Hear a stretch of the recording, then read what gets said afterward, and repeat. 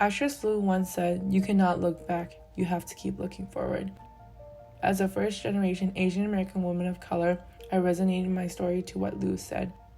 In my life, I find myself lost, hopeless, and drained due to society's expectations and just a loss for identity, my identity.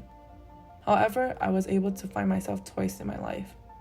Once through my grandma, Yung Win, the woman who practically raised me until I was 7, and again through my mentor Tahira Shamsabari Cobb, who was a stranger that became family to me.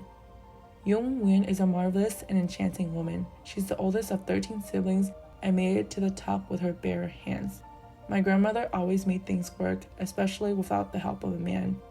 She never prioritized them, which I thought was strange. The women around her were dependent on the man, which helped them with the finances and the emotional support. Yung was a woman ahead of her time. I learned that from her when I got older, when my heart got more heavy and my relationships got harder. My grandmother really demonstrated to me how to support myself and love myself, even when the environment and cultures around me were self-hating and filled with patriarchal systems.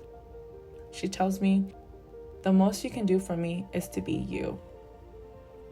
Tahira Shamsabari Cobb is one of the most wholesome and intelligent women I've ever met in my life. Tahira has been able to provide and help me navigate through my secondary education, which was one of the hardest moments in my life.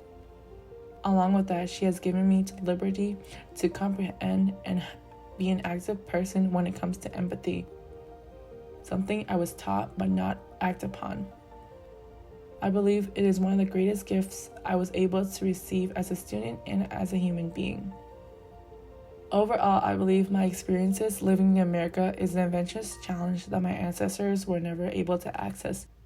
I am proud that I am able to experience this journey, but I am saddened by the lack of representation through the Asian American community, especially Asian American women in leadership.